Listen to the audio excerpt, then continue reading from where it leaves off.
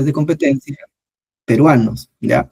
Un favor, me parece que están tratando de ingresar Viviana, no sé si los puedes ir aceptando para poder continuar con la clase. Hay chicos que están queriendo ingresar, admítelos, por favor.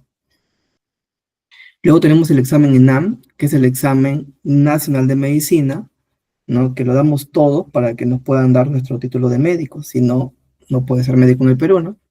Es el examen nacional de medicina. Y luego tenemos el examen de salud, que es el examen de internado, para todos aquellos que quieren hacer su internado, su séptimo año, sus 2 últimos ciclos, en un hospital de salud, en donde te pagan más, ¿no? Mucho más, creo que son casi 10, no, 10 veces, no, serán unas 4 veces más, ¿no?, de lo que te paga el MINSA. Entonces, también vienen preguntas de ciencias básicas, y hay preguntas de farmacodinamia también, ¿no? Y preguntas del examen ENSIP. El ENSIP es el examen nacional de ciencias básicas, que lo dan todas las universidades inscritas a PEFAM, y lo dan a mitad de carrera, ¿no? Cuando pasan de ciencias básicas a ciencias clínicas, ¿ya? Entonces, si tú estás llevando, si este año vas a llevar farmacología, significa que el examen ENSIP lo vas a dar el próximo año, ¿ya? Ya sea de UCB o de UNT, pero si este año llevas farmacología, el otro año te toca dar el ENSIP. Entonces vamos a resolver ese tipo de preguntas, ¿ya? Ahí tenemos 15 preguntas al respecto, de diferentes años. Bueno, y el examen ENAR, que es el examen nacional de residentado médico. Por ello que están algunos compañeros. Pero bueno, el examen de residentado médico también te evalúa ciencias básicas y son un poquito más profundos en ello, ¿ya? Entonces, como pueden dar cuenta, las ciencias básicas son importantes, ¿ya? Bueno, empecemos de una vez. ¿Qué es la farmacodinamia? Entonces, ustedes han aprendido un concepto bien claro, ¿no? Farmacocinética es lo que el medicamento, o lo que el cuerpo le hace al medicamento, ¿no? Y ahí está la absorción, distribución, metabolismo y excreción, que eran estudiados en farmacocinética, ¿ya? Y luego sigue la farmacodinamia, que es lo que el medicamento le hace al cuerpo. Entonces, de una vez que el medicamento se administra al cuerpo, ¿no? En el intestino se absorbe, llega a la sangre, se distribuye hacia los tejidos, pasa el metabolismo del primer paso y se elimina, ¿no? Lo que no se elimina y se queda en la sangre va a actuar en su tejido, ¿no? Por ejemplo, si hablamos de la digoxina, esta actúa en el corazón. Si hablamos del salbutamol, actúa en el pulmón, ¿no? Si hablamos de la loperamida, actúa en el intestino. Entonces, cada medicamento tiene su tejido de acción. Si hablamos del omeprazol, actúa en el estómago, ¿me entiendes? Entonces, cada medicamento tiene su tejido en donde actúa. Entonces, cuando el medicamento llega al tejido, su forma de actuar es uniéndose a proteínas de la célula, ¿entiendes? Por ejemplo, el omeprazol se une a la bomba de potasio-protones, ¿no? Que es un intercambiador que está en el canalículo del dominio apical de la célula parietal. Ahí está en su membrana. Entonces el omeprazol viene y se une a esta bomba. Es un mecanismo de acción, ¿sí? Mira, acá, por ejemplo, tenemos los antihistamínicos. Por ejemplo, la ranitidina. La ranitidina se une a receptores metabotrópicos de la célula parietal y los bloquea. Pues mira, aquí se une a una bomba y aquí se une a un receptor, ¿me entiendes? Entonces, lo que te quiero decir es que tienes que recordar biología celular para entender farmacodinamia. Si tú no recuerdas biología celular, va a ser muy difícil que entiendas farmacodinamia, ¿ya? Porque la respuesta celular depende de los receptores que se activen o se bloqueen por el medicamento, o proteínas que se activen y se bloqueen por el medicamento. ¿Ya, chicos? Entonces se genera la respuesta.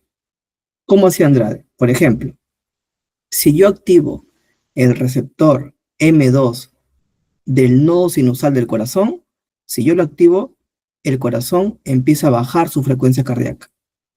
¿Entiendes? Empieza a latir menos veces por minuto si activas ese receptor.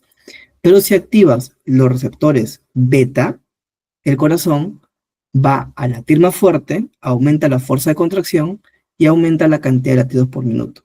Esa es la respuesta. Entonces te das cuenta que la farmacodinamia es lo que el medicamento le hace al cuerpo. ¿Y cómo lo hace? Uniéndose a proteínas.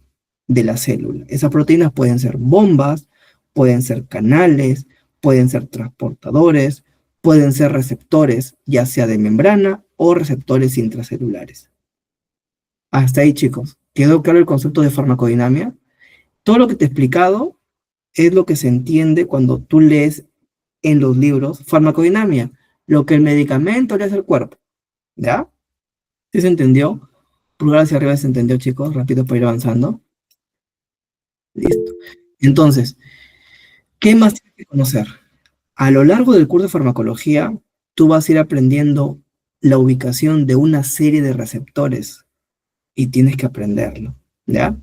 Por ejemplo, si hablamos del esfínter de la pupila, ya tenemos el esfínter de la pupila y tenemos el dilatador de la pupila, que son músculos intrínsecos del ojo.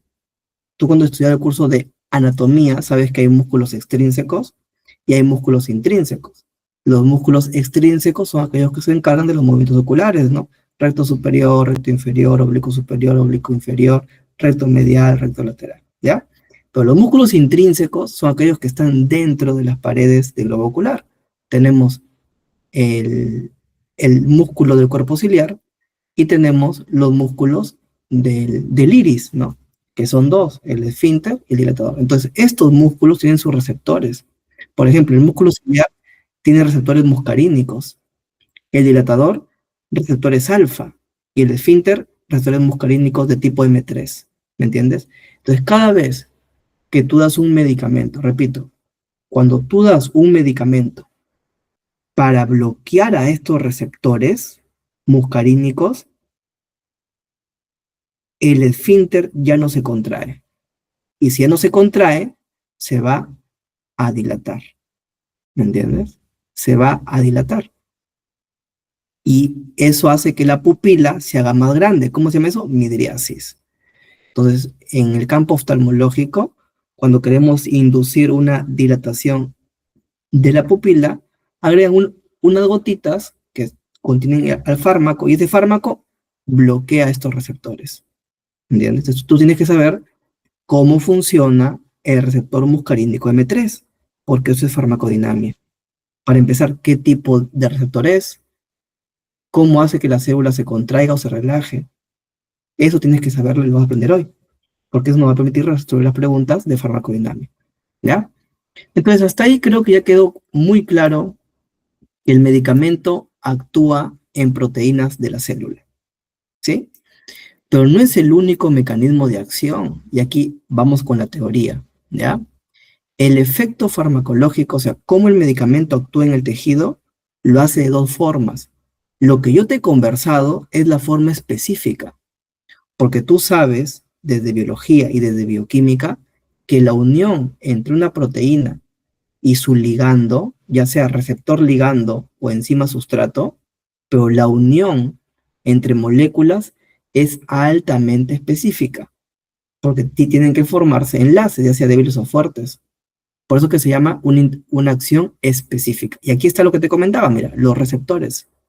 Tenemos receptores de membrana, los ionotrópicos, metabotrópicos, asociados a enzimas como los tirosinquinasa, los serintronínquinasa también son otros, y los intracelulares, también llamados nucleares, o mal llamados nucleares, ¿no? Porque también hay receptores que están en el citosol. Sí, entonces son receptores. Pero también tenemos en la membrana canales, transportadores, bombas. Aquí hemos visto que el omeprazol bloquea la bomba de protones. ¿Me entiendes? Otro ejemplo, la digoxina bloquea la bomba de sodio y potasio. ¿Te das cuenta? Son medicamentos que bloquean bombas, no bloquean receptores. Hay medicamentos que bloquean canales. Por ejemplo, en la neurona, a lo largo del axón, están los nodos de Ramberg. Y ahí encontramos canales de sodio dependiente de voltaje. ¿Quién lo bloquea? Los anestésicos locales, como la lidocaína. Entonces hay medicamentos que bloquean canales, ¿me entiendes? También hay medicamentos que bloquean enzimas. Por ejemplo, las famosas estatinas. Las estatinas se da a pacientes que tienen aumento de colesterol y queremos bajar su colesterol en sangre. ¿Qué hacemos? Le damos estatinas. Las estatinas entran al hepatocito y bloquean a la enzima limitante de la producción de colesterol. ¿Cómo se llama? La hidroximetilbutyrilcoenzima reductasa. Entonces, las estatinas bloquean enzimas, ¿te das cuenta? Otro ejemplo, para que me entiendas. Los antihipertensivos, los famosos enalapril, ¿no? Captopril, esos medicamentos, el losartán, bloquean enzimas que participan en el sistema renina-angiotensina-aldosterona, como la ECA y el receptor de ARA2, ¿no? La ECA es una enzima y es bloqueada por medicamentos. Son acciones específicas. Quiero que en tu mente te metas que no solamente actúan receptores, también en canales, transportadores y en enzimas. Ya vamos a ver por ahí ejemplos, ¿ya? Y hay una acción inespecífica que es la que no hablan todos. Lo más probable es que eso tampoco te enseñen en tu universidad. Muy pocos hablan de esto, pero se usa mucho. Hay medicamentos de acción inespecífica que no actúan en receptores, pero son medicamentos. Por ejemplo, tenemos el sucralfato, ¿sí? Que crean, no actúan en ningún receptor, pero crean barreras físicas. Cuando a un paciente le sale una úlcera en el estómago y queremos calmar rápidamente ese ardor que no le calma con nada, le dan al paciente sucralfato.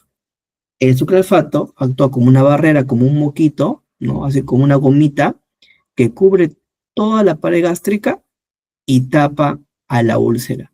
Entonces aquí se queda el jugo gástrico, que es ácido, y aquí está la lesión, y el ácido ya no afecta a la lesión, por lo tanto te deja de arder. ¿Me entiendes? Es un medicamento. No actúa en ningún receptor, no actúa en ninguna proteína, en ninguna enzima. Simplemente tiene un mecanismo de barrera, acción inespecífica. ¿Me entiendes? ¿Qué más tenemos? El carbón activado, ¿no? El carbón activado, su función es absorber. ¿Qué significa absorber? Ojo, no he dicho absorber, con D, absorber, AD. Su función es que las sustancias tóxicas se peguen al carbón activado, se forma como una masita, y de ahí eso se elimina por la vía fecal. ¿Entiendes? Cuando se administra el carbón activado en el campo médico, por ejemplo, pacientes que han sufrido envenenamientos, ¿no? Entonces hay tanto veneno que aún se está absorbiendo y aún está en su intestino, se está absorbiendo. Entonces, para disminuir esa absorción, le dan carbón activado y ese medicamento se absorbe al carbón activado y ya no se absorbe, ¿entiendes? Y se elimina. Nuevamente, es un medicamento, es un fármaco que no actúa en receptores, no actúa en enzimas, simplemente su función es ser un absorbente. Y así tenemos diferentes medicamentos, ¿no? Por ejemplo, el manitol, ¿sí? El manitol es un medicamento que es un osmolito. ¿Qué es un osmolito, Andrade? Tiene la capacidad de jalar agua. En el compartimento en donde se encuentre, jala agua, ¿sí?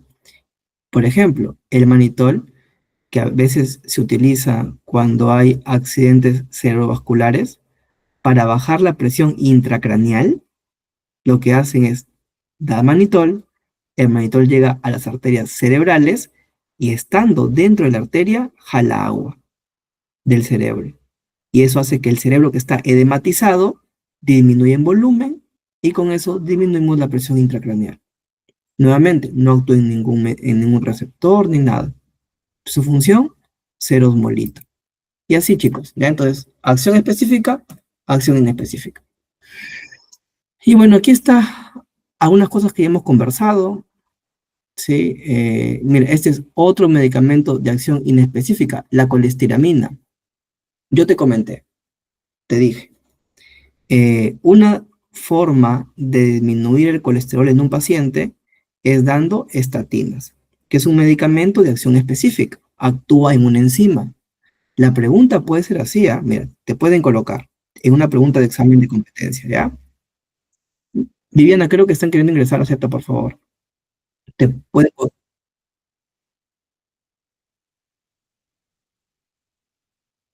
Ah, ya, ya, espérate. Vamos a ver. Mm, mm, mm.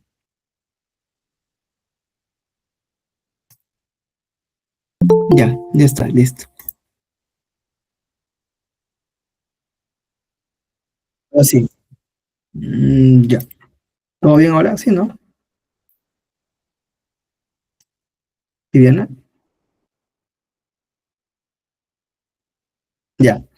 Entonces, estábamos en... ya, te pueden preguntar así, te pueden decir, la atorvastatina es un medicamento que inhibe la acción de la enzima hidroximetilglutaricoenzima reductasa.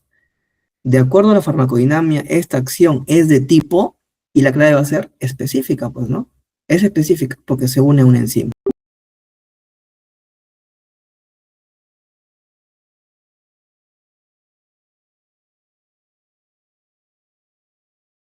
No es específico. Si no es específico, significa que no se va a unir a ningún receptor, a ninguna proteína. Mira qué hace. Bueno, esto tú lo sabes por fisiología, ¿no? Tú sabes que las sales biliares se producen en el hígado, forma parte de la bilis, baja por el hepático derecho, hepático común, hepático derecho, izquierdo, qué sé yo, hepático común, luego por luego se mete a la vesícula, de ahí sale por conducto cístico, el colédoco, llega al duodeno, y las sales biliares ejercen su efecto de emulsificación de las grasas para la digestión de las grasas.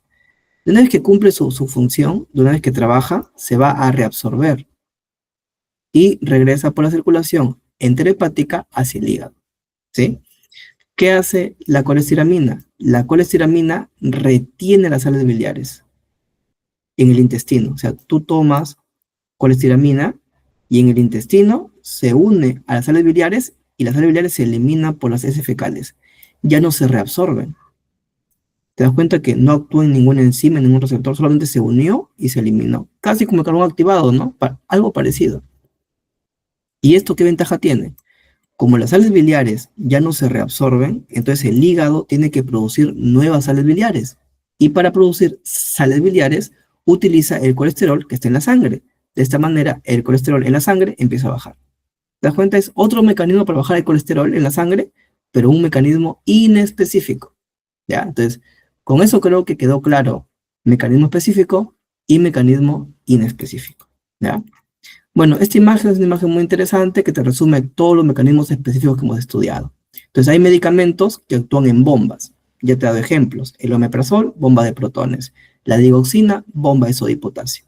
Hay medicamentos que actúan en transportadores, ¿sí? Aquí está, por ejemplo, los diuréticos, la furosemida, las tiazidas actúan en transportadores a nivel de la nefrona. La furosemida en el transportador sodio-potasio 2-cloro, la tiazida en el transportador sodio-cloro. ¿Sí? Así vas a encontrar ejemplos. En lo largo del curso vas a encontrar ejemplos y te vas a encontrar con medicamentos que bloquean transportadores, medicamentos que bloquean bombas. ¿Sí? Listo, mira. Hay medicamentos que bloquean receptores de membrana. Entonces, cuando tienes que conocerte todos los tipos de receptores de membrana. Están los ionotrópicos, los metabotrópicos y los con actividad enzimática. Con actividad enzimática intrínseca, como los receptores tirosinquinasa, y los asociados a enzima, como los receptores serina-treoninquinasa. ¿Entiendes? Tenemos los receptores intracelulares, que pueden estar en el citosol o pueden estar dentro del núcleo. ¿Me entiendes? Entonces, por ejemplo, medicamentos que actúen en receptores intracelulares. Ahí tenemos los corticoides. La dexametasona, prednisona, actúan en receptores intracelulares. ¿Sí? Y así vamos a ir avanzando. ¿Ya, chicos? Listo. Y aquí están algunos ejemplos que hemos venido conversando. ¿Ya? Mira, presta atención, ¿ah? El doctor Urquiza pregunta esto. Hoy día no vamos a hacer preguntas del doctor Urquiza, por si acaso. ¿Sí? El doctor Urquiza pregunta para llenar. Los chicos que han participado en el repaso gratuito que hice, ahí hemos hecho preguntas para llenar. ¿Ya? Pero hoy día no, hoy día vamos a responder las preguntas de examen de competencia. Pero mira, tenemos un ejemplo de un medicamento que bloquea un transportador. ¿Ya? Aquí tenemos una neurona que produce dopamina. Oye, en el sistema nervioso central, ¿en dónde se produce la dopamina, chicos? A ver, por el chat, rapidito. Ustedes ya llevaron el curso de anatomía. ¿En qué parte del sistema nervioso central se produce dopamina? En la sustancia negra, ¿no? En la sustancia negra, ahí se produce, en la sustancia negra, que está en dónde? En el mesencéfalo, ¿no? Entonces, Estas neuronas que están en la sustancia negra producen dopamina. Esa dopamina se libera y la dopamina actúa en los receptores dopaminérgicos para que genere su efecto en la siguiente neurona, ¿ya? Luego que la dopamina cumple su efecto, la dopamina tiene que ser recaptada. Entonces aquí está el recaptador de dopamina, la recaptación de dopamina, para que se vuelva a guardar y se reutilice cuando el cuerpo lo necesite. ¿Qué hace la cocaína? Mira, la cocaína, los pacientes que se meten cocaína. La cocaína, que está de color rojo, bloquea al recaptador, al transportador de dopamina. Entonces, cuando la dopamina cumple su efecto, ya no puede recaptarse y se queda acumulado en el espacio sináptico, haciendo que el efecto de la dopamina sea más prolongado. ¿Sí? Eso ocurre, chicos. Entonces, al doctor Urquiza, como le gusta preguntar, nos metemos en la mente del doctor Urquiza, ¿ya? Él te coloca para que llenes con una frase. Él te puede colocar así, mira, la cocaína actúa bloqueando transportadores. Esto provoca una disminución de, para que llenes. ¿Qué disminuye, chicos? ¿Qué disminuye? Ahí la única palabra que encaja es disminuye la recaptación. Ya no se está, aquí se está recaptando, pero como se bloqueó, disminuye la recaptación. ¿Entiendes? Te puede preguntar de otra manera. La cocaína bloquea transportadores de dopamina, provocando un aumento en el espacio sináptico. ¿Qué aumenta en el espacio sináptico? La dopamina, porque ya no está recaptando. ¿Sí? Más o menos así es el estilo de preguntas. ¿Sí quedó claro, chicos? Pulgar hacia arriba, ¿se quedó claro? Ya, muy bien, Oscar, muy bien, Giovanna, muy bien, Victoria. Listo, chicos, avanzamos, ¿ya? Y bueno, mira, aquí está lo que te comentaba, ¿no? Otro tipo de medicamentos que bloquean transportadores. Te dije, los diuréticos. Tenemos las tiazidas, que bloquean a nivel del túbulo distal. El Symporte, sodio-cloro. Tenemos la furosemida, que bloquea el transportador sodio-potasio 2-cloro. Entonces, sí hay medicamentos que bloquean transportadores. Conclusión, chicos. En esta imagen sabes que los medicamentos pueden bloquear transportadores, ¿ya? Los medicamentos pueden bloquear enzimas, te comenté, el sistema renina, angiotensina, aldosterona. Cuando a un paciente se le baja la presión arterial, el primer mecanismo para aumentar la presión no es el sistema renina, angiotensina, aldosterona, es el sistema nervioso autónomo. Es una respuesta simpática, ¿sí? Es la primera respuesta simpática, que aumenta la presión arterial por una vasoconstricción de las arteriolas y metaarteriolas. Es el primer efecto. Un efecto un poquito más retardado, más lento, que se demora un poco más, es este sistema. El sistema renina-angiotensina-aldosterona. El, el riñón produce renina, ¿sí? La renina se produce en las células yuxtaglomerulares, ¿verdad? De la arteriola aferente. El angiotensinógeno se produce en el hígado. El angiotensinógeno va por la sangre, llega al riñón y la renina lo convierte en angiotensina 1. La angiotensina 1 va al pulmón y en el pulmón la ECA, la enzima convertidora de angiotensina, lo convierte en angiotensina 2. Y la angiotensina 2 tiene un montón de efectos que hacen que aumente la presión arterial. ¿Entiendes? Y así aumenta la presión arterial. ¿Qué efectos tendrá? Me quedaría más tiempo explicándote, pero hay que avanzar con farmacología. ¿Ya? Entonces, ¿qué importa acá? Que conociendo esto, los pacientes que son hipertensos tienen esta vía sobreactivada, por eso que tienen una presión muy alta. Una forma de reducirlo es bloqueando a estas enzimas. Medicamentos que inhiben a la renina, medicamentos que inhiben a la ECA, ¿me entiendes? Y ahí aparecen los inhibidores de la renina, que actualmente ya no se utilizan, los inhibidores de la ECA, que son los más utilizados. ¿Bien? Entonces, hay medicamentos que bloquean enzimas. Ese es el mensaje de esta imagen. ¿Ya? Otro ejemplo de enzimas. Imagínate, tienes una infección bacteriana. Las bacterias empiezan empieza a activar tu sistema inmunológico, los cuales producen interleucinas, producen prostaglandinas, ¿ya? Estas prostaglandinas, sobre todo la prostaglandina tipo E2, es la responsable del aumento de temperatura, ¿sí? Es la responsable del cuadro inflamatorio. Entonces, ¿qué medicamento te dan para la inflamación? Ibuprofeno, naproxeno, ¿no? Por ahí un ketorolaco, qué sé yo. Entonces, cuando tú estudias la inflamación, te vas a dar cuenta que la enzima encargada de producir estas prostaglandinas se llama ciclooxigenasa. Hay COX-1 y hay COX-2. Entonces, estos medicamentos que tú consumes, ibuprofeno, naproxeno, ketorolaco, celecoxib, bloquean a estas enzimas. Si se bloquean las ciclooxigenasas, entonces ya no se producen prostaglandinas, por lo tanto, disminuye la fiebre, disminuye la inflamación, disminuye el dolor. Es analgésico, antiinflamatorio, antipirético. ¿Entiendes? Entonces, tenemos AINES. Estos medicamentos naproxeno y ibuprofeno que te comento se llaman AINES, antiinflamatorios no esteroideos. Pueden bloquear solamente a COX-2 o bloquear a ambos. Cuando bloquea a ambos, se llaman AINES no selectivos, cuando bloquean a ambos.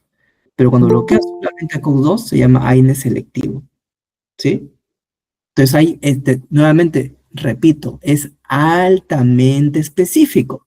Por eso que cuando hablamos de medicamentos que bloquean enzimas, que bloquean receptores, son acciones que, cosa hemos dicho, específicas, ¿ya? Listo. Entonces, cuando hablamos, por ejemplo, del ibuprofeno, naproxeno, eso bloquean los dos, ¿sí? Si hablamos del ketorolaco, etcétera, bloquea más a COX-1 que COX-2. Si hablamos del colecoxib, celecoxib, etcétera, bloquea más a COX-2. Eso no te van a preguntar, pero por lo menos ya tienes una noción de cómo funciona. Otro ejemplo de bloqueos de enzimas, los antibióticos. Tenemos aquí una bacteria que es gram positiva, porque aquí está la membrana y aquí está la pared bacteriana. Y en la pared bacteriana tú sabes que está la mureína, que es un tipo de peptidoglicanos.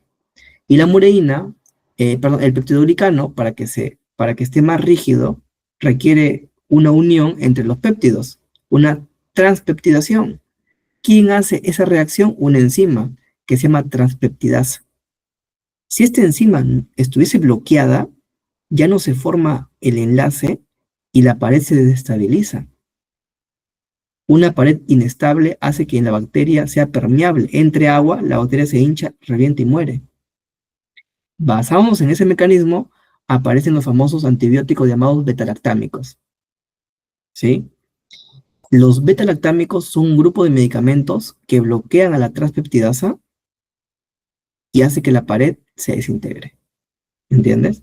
¿Y quién encontramos acá? Las penicilinas, las cefalosporinas, los carbapenemes, los monobactámicos. Todos ellos actúan bloqueando acá. Alteran la pared. Nuevamente, medicamentos que bloquean enzimas, inhiben enzimas. Entonces, ¿te das cuenta, chicos? Mecanismo de acción enzimático con ejemplos reales. Vamos a los canales, eso también lo hemos conversado. Te dije, ¿no? Tienes aquí la neurona, aquí está la célula de Schwann, esa es la neurona, este es el soma, este es el axón, de color plomo la neurona, de color verde la célula de Schwann, y entre la célula de Schwann encontramos unos espacios que se llaman los nodos de Rambier. Nos acercamos a los nodos de Rambier y encontramos canales de sodio dependientes de voltaje. Y ocurre que para que la neurona pueda secretar sus neurotransmisores, requiere un aumento de cargas positivas en el interior. ¿Cómo se llama eso? Despolarización. Estos canales se abren, entra sodio, aumenta cargas positivas, la neurona se despolariza, esto permite que en la parte más distal se abran canales de calcio dependiente de voltaje, entra calcio y se da la secreción de vesículas. ¿Ya? Entonces, cuando hay dolor, hay un corte, mira que un paciente que se cortó la mano, le va a doler. La transmisión del dolor es por la vía espinotalámica, principalmente. Aquí actúan dos tipos de neuronas, dos tipos de fibras, las A delta y las tipo C. Las A delta son como estas de acá, son mielinizadas, transportan el dolor rápido. Entonces, ¿qué administramos nosotros? Tú eres médico, quieres suturar, pero para que no le duela, le vas a inyectar un anestésico local, lidocaína. ¿Qué hace la lidocaína? Actúa en las fibras A delta, bloquea estos canales de sodio. Si lo bloquea, la neurona ya no va a poder liberar sus neurotransmisores, por lo tanto, ya no va a activar la vía del dolor, que es la vía espinotalámica. El paciente pierde el dolor en esta zona. ¿Entiendes? Hay un detalle, que los canales de sodio dependiente de voltaje tienen varios estados, ¿sí? Para resumir, para no entrar mucho en detalle, porque este es otro capítulo que lo vamos a ver más adelante en anestésicos locales, imagínate un estado abierto y un estado cerrado, ¿ya? Abierto y cerrado, porque también hay activo e inactivo, pero son diferentes, ¿ya? Pero bueno, el anestésico local solamente va a bloquear canales que no están chambeando, o sea, que no están abiertos ni activos. Canales que están cerrados o inactivos. Ahí actúa. ¿Entiendes? Entonces, después que aquí dejó de trabajar, se apagó, recién el anestésico local viene y lo cierra para que ya no se vuelva a abrir. Fue pregunta de pasito, para llenar, por si acaso. ¿Ya? Entonces ya sabes que actúa en canales. ¿En dónde más actúa? En ácidos nucleicos. Entonces tenemos medicamentos como la ciclofosfamida, ¿sí? Que se une de frente a los nucleótidos del ADN y los empieza a alquilar y lo empieza a fragmentar. El ADN se empieza a fragmentar. Mira, ya no se une a una enzima, a una proteína, a un receptor. Se une de forma específica a un ácido nucleico y lo empieza a degradar, lo empieza a fragmentar. De esta manera, si es una célula neoplásica cancerígena con ADN fragmentado, ya no puede hacer la división celular, ya no puede hacer mitosis, se detiene la replicación. ¿Me entiendes? Listo. También se une a proteínas que no tienen actividad enzima, solamente proteínas. Mira, por ejemplo, tienes acá el factor de necrosis tumoral alfa, ¿ya? Que es un mediador inflamatorio, es una proteína, ¿sí? Esta interleucina genera mucho daño en los tejidos. Hay enfermedades donde este factor de necrosis tumoral alfa está muy elevado, genera mucho daño. Entonces, damos un medicamento, por ejemplo, el etanercept. El etanercept viene, se une al factor de necrosis tumoral alfa y ya no lo suelta, ya no lo deja actuar. ¿En dónde se usa, por ejemplo, este tipo de medicamentos? Por ejemplo, en la artritis reumatoide. Generalmente en enfermedades de tipo autoinmune, ¿no? Listo. Tenemos medicamentos que bloquean la síntesis de proteínas. ¿Dónde ocurre la síntesis de proteínas? En los ribosomas. Entonces, hay medicamentos que bloquean a los ribosomas, a las subunidades, y detienen la producción de proteínas, sobre todo esto en las bacterias, para que la bacteria ya no pueda producir proteínas necesarias para que siga dividiendo. La división se detiene. ¿Me entiendes? Oye, ¿cómo se llaman los antibióticos que bloquean a la subunidad 30S? ¿Y cómo se llaman los antibióticos que bloquean a la subunidad 50S? Porque es un ribosoma bacteriano, ¿sí? Entonces, nunca te olvides que tienes la mnemotecnia clima te amo, ¿ya? El clima es mucho más grande que el te amo. Por lo tanto, el clima bloquea 50S, el te amo bloquea 30S. Oye, ¿pero por qué clima, Andrade? La mnemotecnia, clima, cloranfenicol, lincosamidas, macrólidos. Cloranfenicol, lincosamidas, macrólidos, bloquean la subunidad 50S. Dentro de las lincosamidas tenemos el cloranfenicol, ¿sí? ¿Quiénes bloquean la subunidad 30S? Te amo, tetraciclinas y los aminoglucósidos. Dentro de los aminoglucósidos tenemos la gentamicina, amicacina, etc.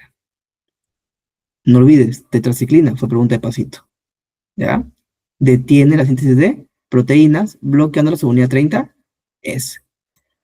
Y tenemos, mira, aquí otro tipo de medicamentos que también se unen a proteínas. No olvides que los microtúbulos forman parte del citoesqueleto. es importante para la formación del uso mitótico, para la división celular, para la pesca cromosómica en la prometafase y para la formación del uso mitótico que alinea los cromosomas en la metafase. Para la anafase, separación de cromátides hermanas, etc. Entonces, los microtúbulos están formados por tubulina. Tenemos medicamentos como los taxanos, la vincristina, que se une a la tubulina y evita la polimerización. Los taxanos evitan la polimerización, hace que esto se despolimerice y de esta manera pierde la integridad de los microtúbulos y las células neoplásicas ya no pueden dividirse. ¿Chicos? Entonces tiene dos. Los taxanos inhiben la despolimerización y los alcaloides de la vírica, como la vincristina, inhiben la polimerización. Polimerización, despolimización. Ambos van a afectar la integridad de los microtúbulos, haciendo que las células ya no puedan duplicarse. Se utilizan en células neoplásicas. Listo, chicos. Entonces ya sabes ya sabes la acción específica. ¿Quedó claro acción específica? Pulgar hacia arriba. ¿Sí quedó claro acción específica? Tenemos que estar acabando en 10 minutos, chicos. ¿Ya? Porque a las 9 ya tengo que hacer otra actividad. Muy bien. Ahora hablemos de los receptores. Entonces esto es para... Mira, esto tú ya lo sabes. De verdad. Si tú has estudiado bien biología, ya lo sabes. Vamos a repasar, ¿ya? Tenemos receptores ionotrópicos. ¿Qué es un receptor ionotrópico? Se llama ionotrópico porque este receptor, ojo, ¿qué es un receptor? Toda proteína que se une a un ligando. Un ligando, ¿ya? Por ejemplo, tenemos el receptor nicotínico. Su ligando, la acetilcolina. ¿Me entiendes?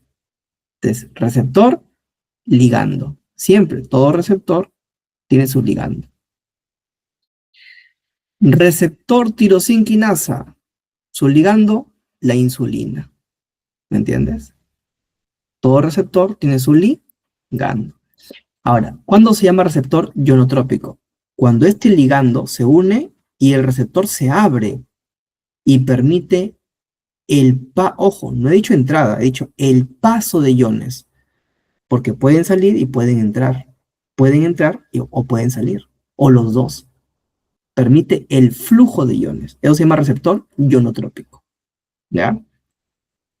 Tenemos el receptor metabotrópico. El receptor metabotrópico se llama así, metabotrópico, porque es un GPCR. ¿Qué es un GPCR? Un receptor acoplado a proteína G. Este receptor, para empezar, ¿cómo es?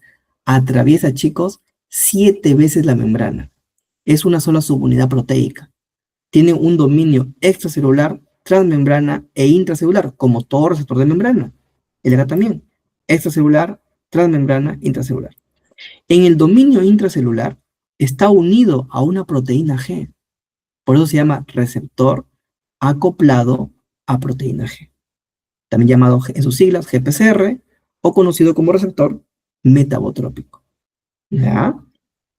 Entonces, hay 3 tipos de proteína G.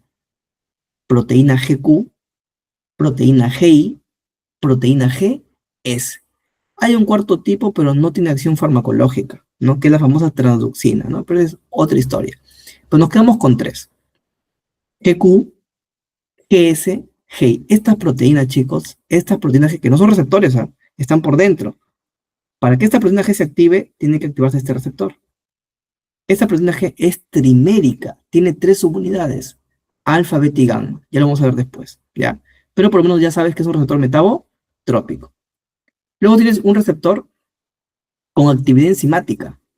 Es decir, cada vez que este receptor se activa, ya no activa a una proteína G, no. Este mismo receptor, su dominio intracelular, una partita de ella tiene actividad enzimática. Puede activar a otras enzimas y genera una cascada de señalización. Por ejemplo, el famoso receptor tirosinquinasa, que es el receptor de la insulina. ¿Me entiendes?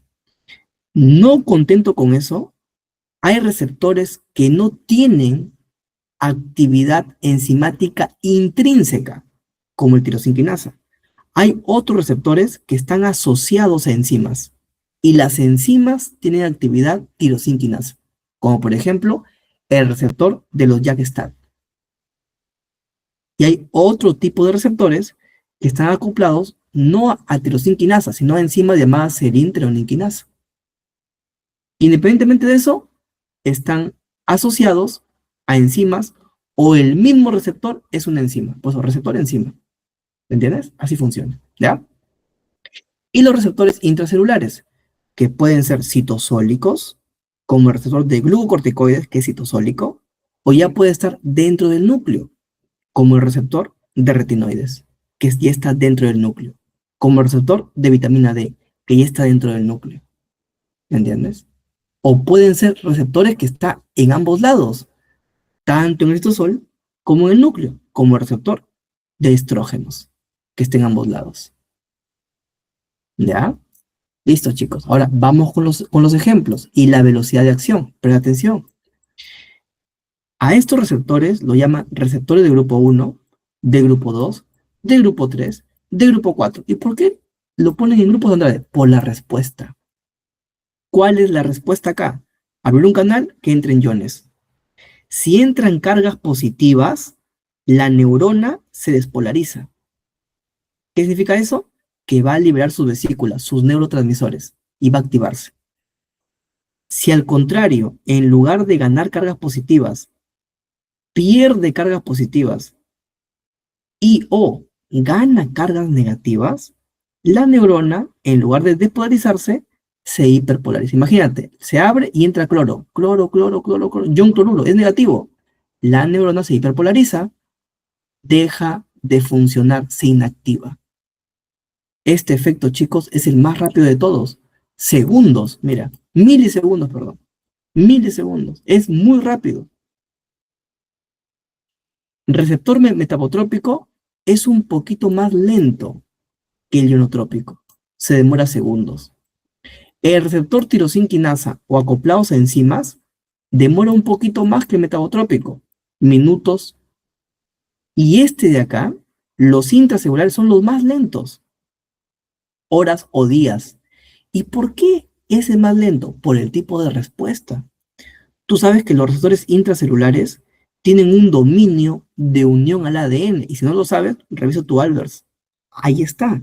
Las porciones de un receptor intracelular tiene un dominio de unión al ligando, un dominio de unión al ADN y un dominio regulador. Y entre cada dominio hay regiones bisagra. Y el dominio de unión al ADN tiene dominios especializados de unión al ADN, como el famoso dedos de zinc, como la famosa cremallera de leucina. Pero eso no te van a preguntar, pero son cosas que debes saber por biología, ¿ya? Este receptor, entonces, su chamba es unirse al medicamento y después unirse al ADN. ¿Y qué efecto va a generar? Va a modificar la transcripción del ADN. El ADN debe convertirse en perdón, debe usarse como molde para producir ARN. Entonces, la respuesta puede ser de dos tipos. Pregunta de pasito de doctor Urquiza. Primero, puede hacer que el ADN se empiece a transcribir. ¿Cómo se llama eso, chicos? Inducción. Inducción de la transcripción. No pongas activación porque te va a poner mal. Inducción o transactivación si quieres, ¿ya? Inducción de la transcripción o transactivación. Pero también hay otros medicamentos que bloquean, hacen que la transcripción ya no ocurra. ¿Cómo se llama eso? Eso se llama transrepresión. Transrepresión. Dame ejemplos, Andrade. Ya, te voy a dar ejemplos. Mira.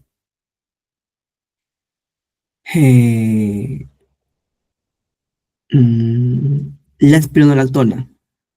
La espironolactona, chicos, es un diurético que entra a las células tubulares en el riñón, se une al receptor de aldosterona y lo bloquea.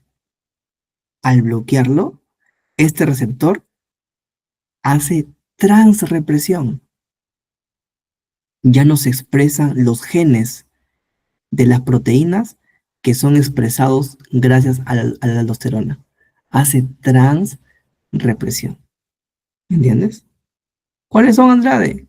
Ronca, ENAC, bomba de sodio de potasio. Ya no se produce. Transrepresión. Ahora te voy a dar un ejemplo de transactivación. Los corticoides, los famosos glucocorticoides, que son los más potentes antiinflamatorios, mucho más que los AINES.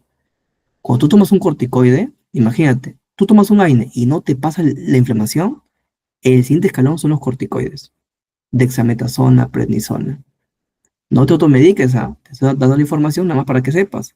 Aún no sabes las reacciones adversas. Acaba tu curso primero. Entonces, mira, los corticoides entran, se unen al receptor y hacen transactivación. Hace que los genes de las interleucinas antiinflamatorias se empiecen a expresar. La interleucina 10, por ejemplo, antiinflamatoria. Y la inflamación baja más rápido. ¿Te das cuenta?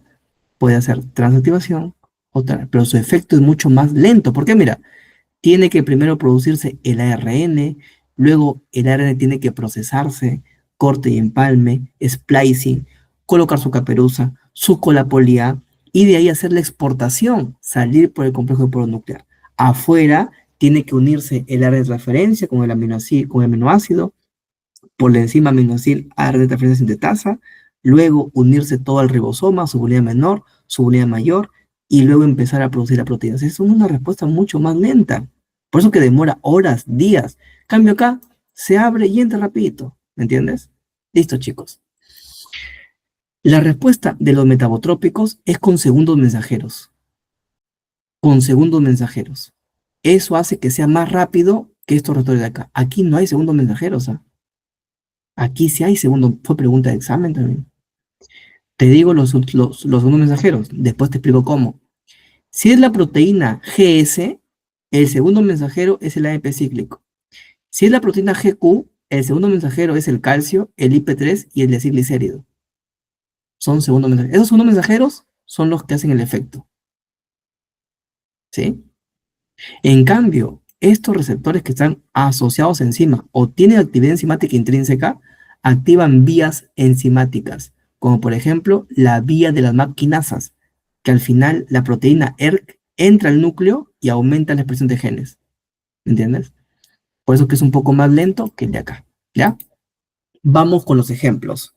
La lidocaína, hemos visto, bloquea canales iónicos de sodio dependiente de voltaje. El salbutamol, que se utiliza en la crisis asmática, se une a receptores beta de los bronquios. En el músculo liso, a receptores metabotrópicos. ¿Sí? Receptores beta 2 específicamente. La insulina, que se utiliza en la diabetes mellitus tipo 2 y también la tipo 1. La tipo 1 es sí o sí. En la tipo 2, cuando se complica recién, se usa insulina. Pero bueno, te inyectas insulina y la insulina se une a receptores tirosinquinasa. Tiene este mecanismo. La espironolactona es un diurético que se une a receptores intracelulares. Otro ejemplo, los corticoides, como ya hemos hablado. ¿Ya, chicos?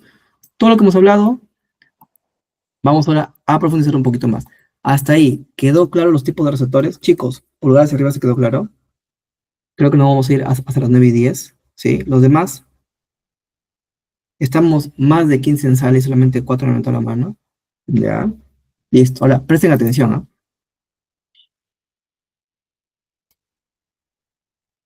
Entonces tienes 4 tipos de receptores. Los ionotrópicos, los metabotrópicos, los con actividad enzimática intrínseca como la tirosinquinasa, los que están acoplados a enzimas como la vía de los JAK-STAT, el receptor serintronquinasa, etc. ¿Ya? Y el tipo 4, los receptores intracelulares. Vamos a ver los tipos que hay. Oye, receptor nicotínico. El receptor nicotínico es cuyo ligando se llama acetilcolina. Y puede ser 2 tipos de receptores nicotínicos, N1, N2. N1 en los ganglios N2 en el músculo esquelético. Receptor GABA A. ¿Qué más tienes que saber? ¿Cuáles son los iones que entran? Si este es el canal, en el receptor nicotínico entra sodio. Pregunto, si entra sodio, ¿va a hacer que la neurona se despolarice o se hiperpolarice? Hace que se despolarice, o sea, es activador. Activa a las neuronas. Pero no solamente sale sodio, perdón, no solamente entra sodio, sino también sale potasio. Importante. ¿Ya? Listo. Luego tenemos el receptor GABA A. El receptor GABA A, su ligando es el GABA, el ácido gamma aminobutírico, que es un neurotransmisor. ¿Ya? El receptor solamente es GABA de tipo A, pero también puede ser de tipo C. Tanto el GABA A como el GABA C son receptores ionotrópicos. El tipo B no, el tipo B es metabotrópico. Que lo pongo acá. El GABA B es metabotrópico. También se une a GABA, pero es metabotrópico. ¿Ya? Y tenemos aquí el canal. ¿Y qué hace este canal, este receptor ionotrópico? Permite el ingreso de cloruro. Oye, el cloruro es negativo, hiperpolariza. Por eso que el receptor GABA es inhibitorio. Esa es la explicación, chicos, por lo cual el GABA es el principal neurotransmisor inhibitorio supratentorial, por encima de la tienda del cerebelo. Oye, ¿y cómo se llama el receptor inhibitorio infratentorial, o sea, médula espinal? Un receptor de glicina. El receptor de glicina hace lo mismo. Se abre y mete cloro. Los dos meten cloro, mira, el GABA A, el GABA C y el receptor de glicina. ¿Cuál es la diferencia? Su ubicación. El GABA es supratentorial en el cerebro y la glicina es infratentorial, tronco encefálico, médula espinal. Luego tenemos estos de acá, receptor NMDA, AMPA y cainito. ¿Cómo se llama su ligando? Su ligando se llama glutamato. Glutamato. El glutamato apertura estos canales. Los apertura. ¿Cuál es la diferencia? Hay varias diferencias y lo vamos a ver de una vez ahorita, ¿ya? Presten atención, que lo vamos a ver. Bueno, miren, aquí están los nicotínicos, vamos avanzando. Esta es la acetilcolina, se une, esto se abre, entra sodio, sale potasio, ya lo hemos conversado. Si entra sodio, activa, la neurona se despolariza. Tenemos el N1 que está aquí en los ganglios y tenemos el N2 que está en los músculos. Aquí está el N2, ¿ya? ¿Qué más? Tenemos aquí, mira, el receptor de glicina es inhibitorio, mete cloruro, hiperpolariza, ubicación, nivel infratentorial, por debajo de la tienda del cerebelo, ¿ya? Tronco, médula. Cambio arriba, cerebro, encontramos el receptor ¿de qué, chicos? De GABA, GABA A y GABA C, que también mete cloro, ¿ya? Cuando hablamos de receptor de glutamato, mira, aquí se libera el glutamato, tenemos dos tipos de receptores, NMDA y AMPA. Bueno, tres con el cainito, ¿no? Pero bueno, NMDA y AMPA. ¿Cuál es la diferencia? Mira, el AMPA solamente mete sodio. El NMDA mete sodio y calcio. Los dos sacan potasio. Segunda cosa importante, fisiológicamente el NMDA está bloqueado por el magnesio. Cuando tú leas el mecanismo bien detallado, te vas a dar cuenta que primero se abre el AMPA, entra sodio, aumentan cargas positivas y aquí está el magnesio, aquí como una pepa. Positivo con positivo se repelen, sale volando el magnesio y recién NMDA se abre. El NMDA se abre después, primero el AMPA, después el NMDA. Aquí está, mira, el GABA. Su ligando es el GABA, el ácido gamma aminobutírico. Hay tres tipos de receptores de GABA. GABA A, GABA B y GABA C. De estos tres, los únicos ionotrópicos es el GABA A y el GABA C. El GABA B es metabotrópico. Mira, abre, ¿quién entra? Cloro, hiperpolariza. Inhibitorio. Esos son excitatorios, mira, aumenta cargas positivas. Excitatorio, inhibitorio. ¿Ya? ¿Quién estimula al receptor GABA? El magnesio. Listo, chicos. Con esto hemos acabado los ionotrópicos. Bueno, acá un poco más de lo mismo, mira. Tienes acá el receptor NMDA, aquí el AMPA. Mira, te dije, el AMPA solamente mete sodio, saca potasio. El NMDA mete sodio y calcio. ¿Ya? Mira, este de acá es el receptor de glutamato metabotrópico. Metabotrópico. Esos son los ionotrópicos. Aquí están los receptores GABA. Te dije, el GABA A o GABA C es ionotrópico. Mira, aquí está el GABA, el ácido gamma aminobutírico, se une como ligando, se abre, entra cloro. Es inhibitorio. El GABA B es metabotrópico, chicos, no es ionotrópico. Aquí está lo que te estaba comentando, ¿no? Que primero se abre el AMPA y después el NMDA. Vamos con los metabotrópicos. Te dije que los metabotrópicos están acoplados a proteína G. Atento porque vamos a resolver preguntas de examen de competencia. ¿Ya? 9 y 11. Entonces, aquí está, mira, receptor metabotrópicos. ¿Ya? Atraviesa 7 veces la membrana. 1, 2, 3, 4, 5, 6, 7. ¿Ya? Y en su interior está unido a una proteína G. Las proteínas G son triméricas. Puede ser GQ, GS o GI. ¿Por qué se llaman triméricas? Tiene 3 subunidades, alfa, beta y gamma. De esas 3 subunidades, la que tiene actividad GTPasa, por eso se llama proteína G, es la subunidad alfa. Para que esto se active, tiene que unirse un GTP. El GTP se une a la subunidad alfa y esto se disocia. Alfa solito para un lado con GTP y beta y gamma solitos para otro lado. Mira qué hace alfa. Alfa es el encargado de activar a la enzima. Alfa, aquí también, alfa, beta y gamma. Alfa es el encargado de activar a la enzima. Y apréndete bien este mecanismo. Lo voy a hacer a un lado para que nunca te olvides, ¿ya? Receptor GPCR. 2, 4, 6, 7, ¿ya? Si activa una proteína GS, ya sabes, la subunidad alfa, o se activa a una proteína GQ, ya sabes, la subunidad alfa. GS activa una enzima que se llama adenilatociclasa.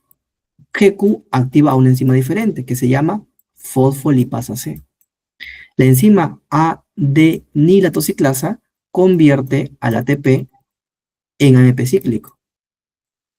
Y el AMP cíclico es el segundo mensajero. ¿Qué hace el AMP cíclico? Para los que han estudiado bien su biología, se une a la PK, la proteína quinasa dependiente de AMP cíclico, y este es responsable de las respuestas celular. Listo. Fosfolipasa C. ¿Qué hace la fosfolipasa C? Su mismo nombre lo dice. Fosfolipasa C. Rompe fosfolípidos. Hay un fosfolípido en la membrana que se llama PIP2. Fosfatidil inositol difosfato. Fosfolipasa C viene a PIP2 y lo rompe. Le quita la cabecita, que es el inositol trifosfato, y lo que se queda aquí en la membrana es el diacilglicérido. Estos de acá son segundos mensajeros. Esto no queda ahí. En el retículo liso hay un receptor ionotrópico, que su ligando es el IP3. Viene aquí el IP3, se une al receptor y se abre. ¿Y quién sale? El calcio. Aquí es el calcio que está retenido por la calsecuestrina, sale el calcio. Y aumenta el calcio citosólico.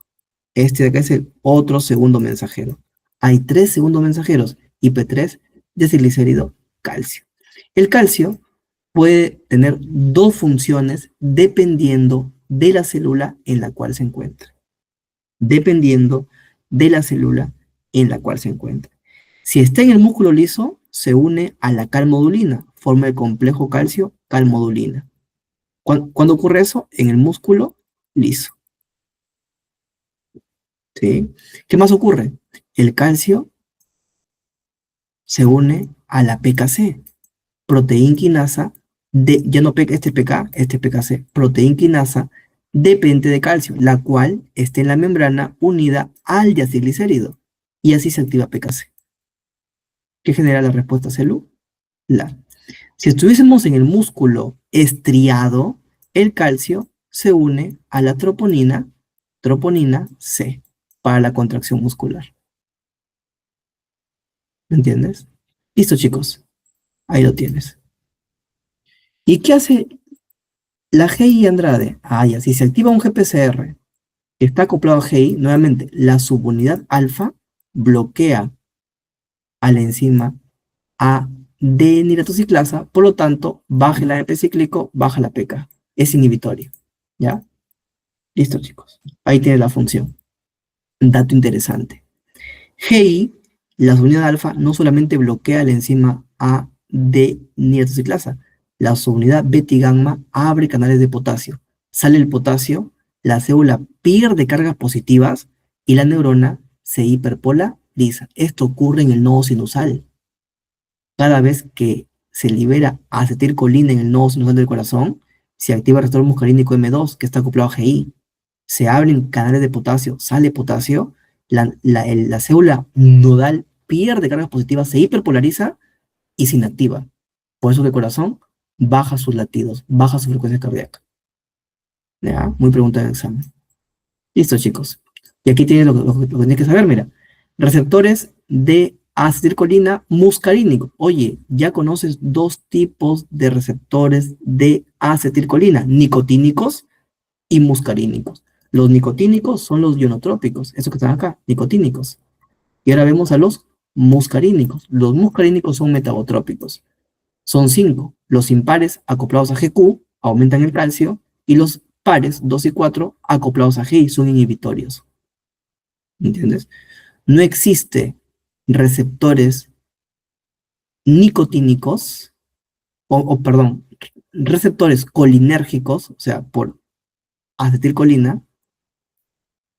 Vamos a colocarlo así mejor, ¿ya? Porque creo que cometí un error. Tienes receptores que se unen a acetilcolina. ¿Cómo se llaman? Receptores colinérgicos. Pueden ser dos tipos, los nicotínicos y los muscarínicos. Nicotínicos son de tipo ionotrópicos, que ya sabes qué significa. Los muscarínicos son metabotrópicos, GPCR. Nicotínicos N1, N2. N1 en el ganglio, N2 en el músculo esquelético. Los metabotrópicos tienes M1, los impares, M1, M3, M5, M2, M4. Los impares están acoplados a GQ, aumentan el calcio. Los pares acoplados a GI. ¿Me entiendes? Así funciona, ¿ya? Receptores colinérgicos. Luego tienes receptores, esto siempre preguntan, adrenérgicos. ¿Su ligando quién es? La noradrenalina. Tienes alfa y beta. Alfa, tienes alfa 1, alfa 2. Alfa 1 es metabotrópico acoplado a GQ. Alfa 2, metabotrópico acoplado a GI. Los beta, tienes beta 1, beta 2, beta 3. Los tres están acoplados a GS. Conclusión, no existe receptor colinérgico acoplado a GS. Solo GQ y GI. En cambio, los adrenérgicos hay GQ, GI y GS. Es importante saber su ubicación. Saber su ubicación. ¿Ya? ¿Cómo hace Andrade su ubicación? Mira, el beta 2 se encuentra en el músculo liso del bronquio. En los pulmones también. Músculo liso del bronquio. ¿Sabes que el bronquio está dentro de los pulmones? Entonces, cuando se activa beta 2, el salbutamol activa al beta 2, hemos dicho. Se activa GS, aumenta el AMP cíclico. Y el AMP cíclico en el músculo liso relaja. Por eso que hay broncodilatación. Por eso que el simpático hace broncodilatación. Ah, interesante, ¿verdad? Sí, interesante. En el músculo liso también hay receptores muscarínicos M3. Cuando se libera acetilcolina, este activa el M3 del músculo liso del bronquio. Si activa GQ, aumenta el calcio. El calcio del músculo liso contrae. Broncoconstricción. Por eso que el parasimpático hace broncoconstricción. Ahí se va entendiendo, ¿cierto? ¿Ya, chicos? Listo, avancemos. Entonces no olvides, el AEP cíclico en el músculo liso relaja. En cambio, en el músculo cardíaco contrae. Eso es parte de la farmacodinamia. ¿Cómo lo hace Andrade? Mira acá. El AMP cíclico activa la PKA, proteína quinasa dependiente de AMP cíclico. La PKA, mira qué hace para que relaje. La PKA, chicos, para que relaje, activa a una fosfatasa.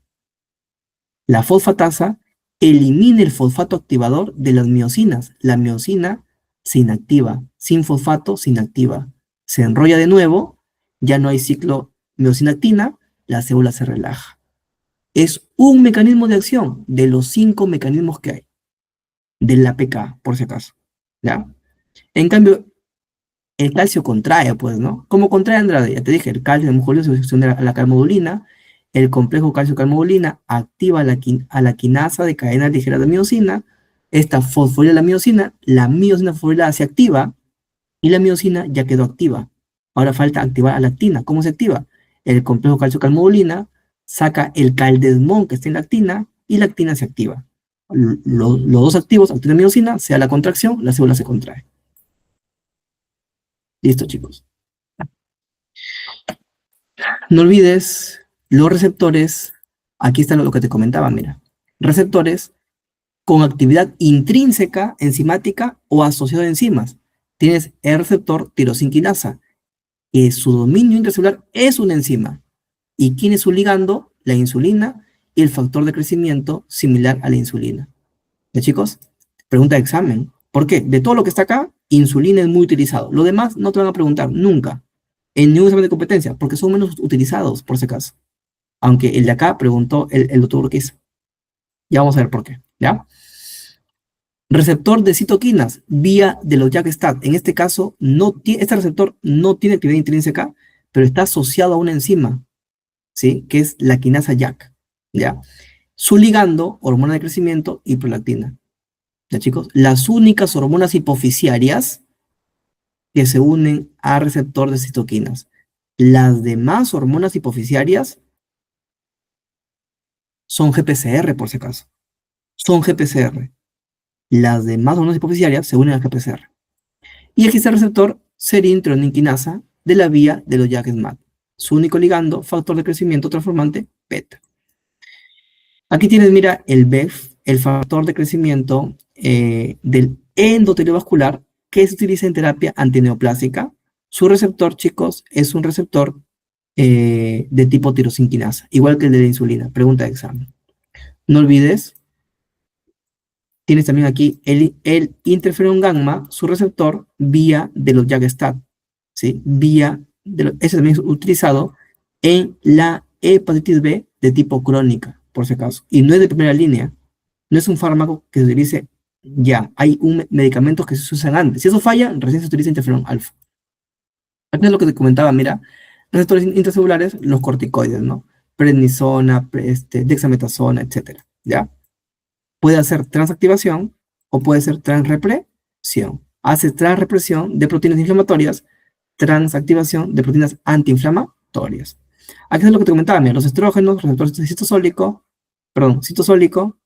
y receptor intracelular. Ya lo hemos comentado al principio, por si acaso. Y ya, para ir acabando, vamos con unos conceptos, ¿ya? Hasta ahí, chicos, ¿todo claro? Pulgar hacia arriba se quedó claro. Hemos hecho un repaso así rapidito de receptores, ¿sí? Oscar, muy bien por ahí. Cano, muy bien, Giovanna. Chicos, los demás, muy bien por ahí, excelente. Listo. Vamos con conceptos importantes, ¿ya? Vamos con el concepto del Down Regulation, taquifilaxia. Taquifilaxia, desensibilización o Down Regulation es lo mismo. Presta atención. Este es un GPCR, ¿sí o no? Viene acá el ligando, que es el medicamento, ¿ya? Y tiene su mecanismo de acción, que ya lo hemos visto. Ocurre, chicos, que si el medicamento se sigue dando, llega un punto donde el efecto se pierde. ¿Y por qué se pierde? Porque este receptor se esconde, o mucho lo esconden, desaparecen de la membrana. Por eso que el efecto del medicamento se pierde. Tendrías que dar más medicamento para recuperar el efecto. Eso se llama taquifilaxia, down regulation o desensibilización. ¿Y cuál es el mecanismo? Cuando el receptor está sobreactivado, viene la quinasa de GPCR, fosforila al GPCR, al dominio citosólico. Cuando está fosforilado, viene la beta-arrestina y se une a ese dominio fosforilado, y la beta-arrestina lo endocita. Una vez que se endocita, incluso puede degradar al receptor, ¿ya? Eso, chicos, el down regulation se llama taquifilaxia, ¿sí? Si tú aumentas la dosis y el efecto se recupera, eso se llama tolerancia. Si el paciente está en taquifilaxia, das más medicamento para que se recupere el efecto. Si se recupera, se llama taquifilaxia. Perdón, tolerancia, ¿ya? La intolerancia, chicos, no tiene nada que ver con esto, con el receptor. La intolerancia tiene que ver con la aparición de la reacción adversa medicamentosa. ¿Cómo así, Andrade? Por ejemplo, a ver, algo que puedas entender rápido y que sea corto. Ya, los opioides. El tramadol. Cuando un paciente viene con dolor insoportable, le dan tramadol. La reacción adversa medicamentosa del tramadol, por ejemplo, es el estreñimiento. También puede generar diarreas, por si acaso. Entonces, imagínate si un paciente le das una dosis normal, que le das a todo paciente, pero justo él se hizo diarrea, rapidito. Ese paciente es intolerante, ¿me entiendes? La reacción adversa apareció más rápido de lo normal, a dosis terapéuticas o incluso bajas, ¿me entiendes? Eso se llama intolerancia. Vamos ahora con este mecanismo. Presta atención a preguntar en STEP, ¿ya? Tienes los medicamentos, ya sabes, se unen a receptores. Los receptores, chicos, tienen dos estados, un estado activo y un estado inactivo. Tienes que saber eso, ¿ya? Un receptor también tiene actividad intrínseca, que es la capacidad para activar vías de señalización intracelular, lo que hemos visto, GQ, GSG, ¿ya? Entonces, si el medicamento se une por completo a receptores en su estado activo, va a alcanzar el máximo efecto. Eso se llama un agonista completo o agonista total. ¿Me entiendes? Al contrario, si el medicamento solamente se une a receptores en su estado inactivo, el efecto va a ser el más bajo de todos. Se llama agonista inverso. ¿Ya? Ahora, si el receptor, perdón, si el ligando se une de forma proporcional, imagínate, la mitad de medicamento se une a receptores inactivos y la otra mitad activos. Entonces, intracelularmente, cuando hagan su actividad intrínseca, el efecto se va a anular. No hay respuesta. Eso se llama antagonista competitivo. ¿Ya? Antagonista competitivo. ¿Y qué ocurre cuando la mayor, o sea, se unen a ambos, pero más se une al activo? Imagínate, 70% y aquí nada más 30%. Ah, ya. El efecto no va a ser el máximo, porque hay tantos receptores activos como inactivos. Entonces el efecto, sí va a haber efecto, pero va a ser bajito, porque hay más activos que inactivos. Se llama agonista parcial. Pregunta de examen, por si acaso. ¿Ya? Listo, ya conversamos de esto. ¿Qué más tienes que saber? Esto, chicos, es bioquímica. Estas curvas de acá, tú ya lo conoces. Está en el Goodman, que no te asusten. Tú lo has visto en bioquímica. Si has entendido bien cinética enzimática, esto es pan comido. Si no, vamos a tener problemas. Ya, mira, esa es la enzima. Ahora sí, esto es interacción de medicamentos, ¿no? Vas a colocar un medicamento que activa y un medicamento que inactiva. Y los dos van a competir por el sitio de acción. No necesariamente es que los dos sean medicamentos, pero ten en cuenta que los receptores de por sí ya tienen su propio agonista. Por ejemplo, el receptor beta, su agonista es la noradrenalina. Los receptores nicotínicos, su agonista es la acetilcolina. O sea, desde ya cada receptor en el cuerpo ya tiene su agonista intrínseco, se llama, porque es propio del cuerpo, natural. Entonces, si tú das un medicamento para bloquear a ese receptor, si ese medicamento se une al mismo sitio del agonista, entonces van a competir. ¿Me entiendes? Entonces, mira, esta curva es el efecto sin el medicamento. Tú pones el medicamento y mira, la curva se desplaza hacia la derecha. ¿Qué significa? Esto se llama inhibición competitiva y tú lo has visto en bioquímica. No me digas que no. Y ahí lo hemos explicado. Media hora explicando eso, me acuerdo. ¿Ya? ¿Qué significa esto? Sencillo, chicos. Que el efecto máximo no baja. Lo que baja, ¿qué es? La dosis. Significa que ahora con este inhibidor se requiere más dosis de agonista para que tenga el mismo efecto. Por eso que el cuerpo empieza a producir más noradrenalina para mantener el efecto máximo. Inhibición competitiva. Pregunta de examen, por si acaso. Mira lo opuesto. Aquí está. El no competitivo.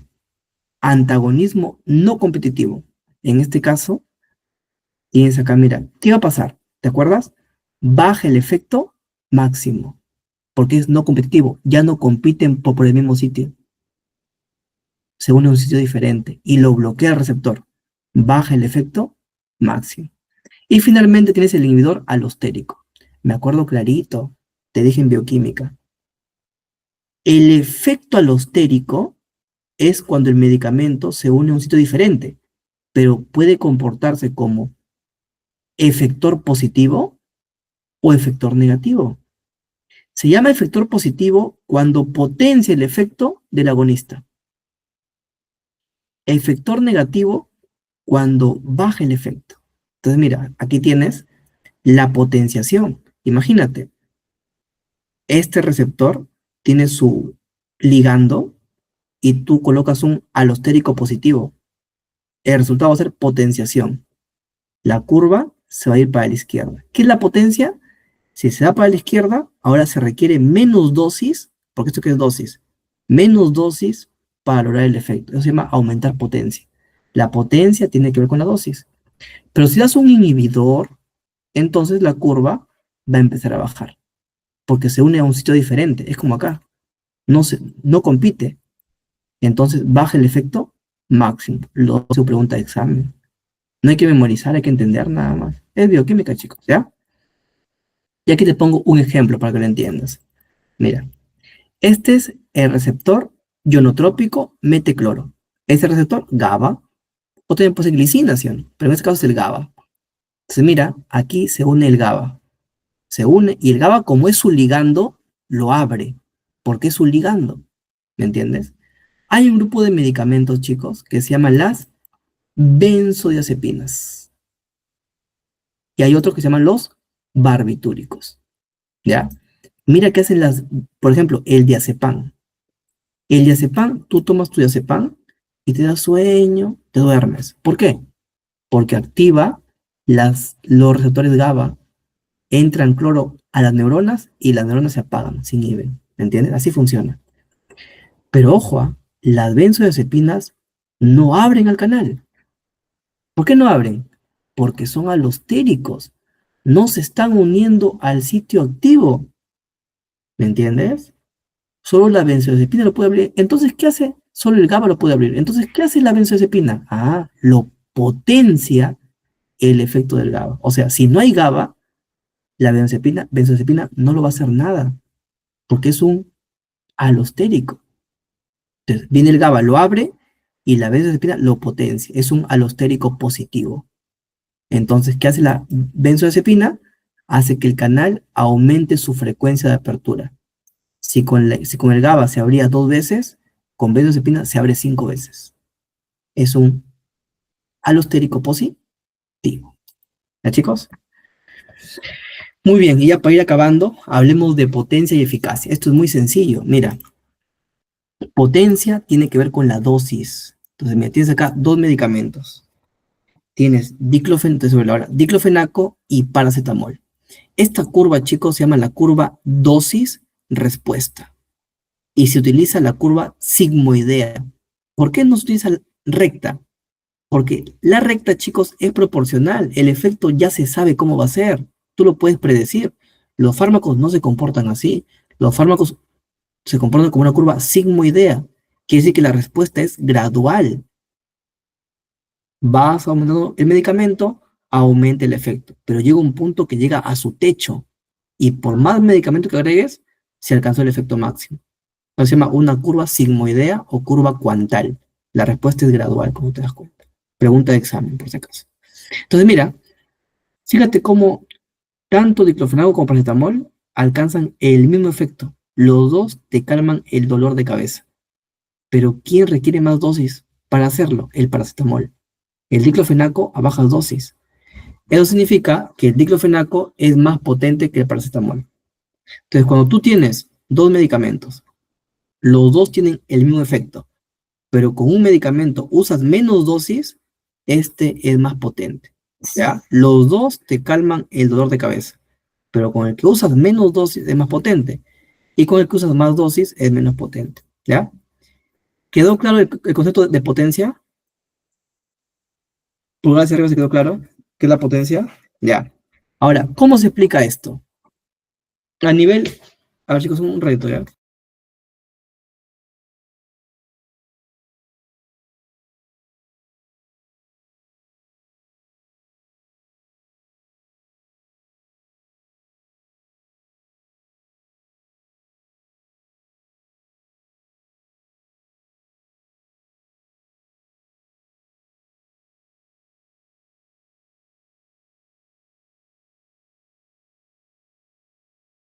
Ya, entonces, le decía, ¿cuál es la explicación molecular?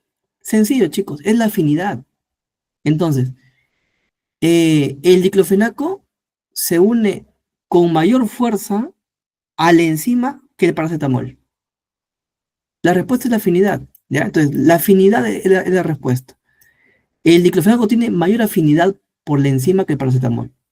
Esa es su pregunta de examen, por si acaso, ¿ah? Listo.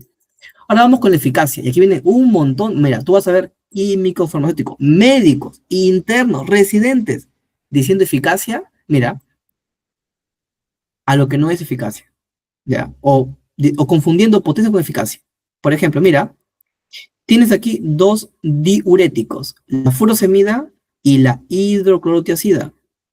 Mira, a la misma dosis, ¿quién alcanza un mayor efecto? La furosemida. ¿Me entiendes? La furosemida tiene un mayor efecto que la hidroclorotiazida, o sea, te hace orinar más. Así tú agregues más dosis de tiazidas, nunca va a alcanzar el efecto de la furosemida. Eso se llama eficacia. Entonces, ¿qué pasa? Mira, cuando tú comparas dos medicamentos que a la misma dosis, uno tiene más efecto que el otro, eso se llama eficacia. Y muchos llaman eso potencia, se equivocan. Entonces, vas a tu laboratorio, le colocas furosemida a un conejito A y tiacida a un conejito B, y ves que el conejito A orina más, dices, ah, la furosemida es más potente. No, es más eficaz, porque la potencia tiene que ver con diferente dosis. ¿Ya? Chicos, ¿quedó claro entonces qué es la eficacia? Listo, mayor efecto máximo, ¿ya? Mayor efecto. Ahora, ¿cuál es la explicación molecular? La explicación molecular, chicos, es porque actúan en diferentes enzimas, en diferentes proteínas, en diferentes receptores. ¿Cómo hace Andrade? La furosemida actúa en el transportador sodio-potasio 2-cloro. Las tiazidas actúan en el transportador sodio-cloro. Y ese transportador capta más sodio que ese transportador. Por eso que la furosemida siempre tiene más efecto que las tiazidas. Actúan en diferentes receptores. En cambio, aquí la diferencia es la afinidad. Listo, chicos, avancemos. Y ahora hablemos del índice terapéutico. ¿Qué es el índice terapéutico? Es una relación entre la dosis letal, que puede matar a una persona, la puede matar, y la dosis eficaz. O sea, la dosis para alcanzar el efecto deseado. ¿Ya? Entonces, por ejemplo, tienes acá un medicamento y aquí está su dosis. Este medicamento, a ver chicos, un reto, ¿ya?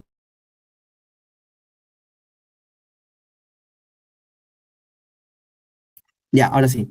Entonces, tienes acá un medicamento. Para que este medicamento tenga efecto, requiere 100 microgramos por kilogramo. Por eso que hay mamás, doctor, yo le doy para la fiebre y no le baja, porque le está dando por acá, pues. No le da la dosis para su peso ideal, ¿me entiendes? Entonces, tiene que, por encima de esta dosis, recién empieza el medicamento a tener su dosis eficaz. Ojo, pero si tú te pasas de 400 por kilogramos, lo puedes matar a la persona, porque es la dosis letal. ¿Y qué significa ED50? Significa que se ha comprobado que el 50% de ratones o conejos a esta dosis, el medicamento empezó a tener respuesta. Dosis letal 50, ¿qué significa? Que el 50% de ratones a esta dosis empezó a morir. ¿Me entiendes? La mitad quedó vivo y la mitad murió. Entonces, como médicos, ¿qué nos conviene? Nos conviene que la dosis letal no sea tan baja, que sea más alta, para poder al paciente darle más dosis. Porque si la dosis letal es bajita, entonces no vamos a poder aumentar la dosis. ¿Me entiendes? Listo. Entonces, la relación que existe por 400 entre 100, 4. Este 4 se llama índice terapéutico. Si el índice terapéutico es pequeño, entonces quiere decir que la dosis letal es bajita. Cuidado, el medicamento no es muy seguro, hay que monitorear al paciente. Pero si el índice terapéutico es amplio, entonces es un medicamento muy seguro. Súbele su dosis sin problema, ¿ya? Listo, chicos, esa es la interpretación. Índice terapéutico es la relación entre la dosis letal media y la dosis efectiva media. ¿Quedó claro, chicos, la interpretación de índice terapéutico? ¿Pulgadas arriba si quedó claro? ¿Ya? No creo que exista otra manera de que lo entiendas más práctico, ¿ya? Muy bien. Ahora sí, chicos, llegó el momento de la verdad. Llegó el momento de enfrentarse a las preguntas que todos los médicos nos vamos a enfrentar y espero pues que la información haya sido necesaria. Y es la misma información, por si acaso, que doy a los chicos en la academia en la videoclase, ¿ya? Vamos a ver, mira, imagínate, postulas a Estados Unidos, ya eres médico y quieres ser un médico americano. Vas a tu step 1 y te viene esa pregunta. Mira, vino en el año 2018. ¿Qué marcas? Tú no eres diferente a los gringos, o sea, tienes la misma mentalidad. Hemos dicho lo mismo, ¿ya? Así que no hay por qué sentirse menos. A ver, ¿qué marcas, chicos? Un fármaco A tiene una mayor afinidad por el receptor que el fármaco B, pero ambos producen el mismo efecto máximo. ¿Qué afirmación describe mejor la comparación entre ambos fármacos? ¿Qué marcan? Está fácil. Lo acabamos de ver hace un ratito. ¿Qué marcan, chicos? A ver, los leo por el chat. Ya, si no dan claves, ya no hacemos las preguntas. ¿Eh? Por ahí dicen la A. ¿El fármaco A es un agonista parcial? No, no es la respuesta. A ver, chicos, alguien más, mira, te habla, por ahí dicen eficaz. A ver, Giovanna dice la D. Claro, muy bien, Giovanna. La D, claro. El fármaco A es más potente que el fármaco. Mira, tienes dos fármacos, A y B. Los dos alcanzan el mismo efecto. Están comparando fármacos. Alcanzan el mismo efecto. La diferencia es que el A tiene más afinidad. Por lo tanto, el A es más potente. Por lo tanto, el A requiere, chicos, menos dosis o más dosis. Acabo de preguntar. ¿El A requiere menos dosis o más dosis? Si es más potente. Chicos, avancen pues por el chat para avanzar. Menos dosis, ¿no? Entonces aquí lo hemos explicado, mira, aquí está. Esto es, mira. Tienes dos medicamentos, alcanzan el mismo efecto máximo, el de acá tiene más afinidad que el de acá por su receptor o por su proteína, qué sé yo. Entonces este es más potente, requiere menos dosis. ¿Ya ves? Listo, fácil. Pregunta de step 1, step 1, ¿no? Sencillo. A ver, pregunta del ENAM, año 2015. El examen que si jalas no puedes ser médico. ¿Cuál de los siguientes parámetros cuantifica la seguridad de un fármaco? Comparando la dosis letal media con la dosis efectiva media. Esa pregunta está pero cantada, ¿sí o no? Y ha venido en un examen ENAM. ¿Qué marcas? ¿A, B, C o D? La D, pues, índice terapéutico, ¿no? Siguiente. Un paciente recibe un fármaco que actúa como antagonista competitivo. Ya sabes, en tu mente, oye, competitivo, alcanza el mismo efecto máximo la curva va hacia la derecha. Eso será en tu mente.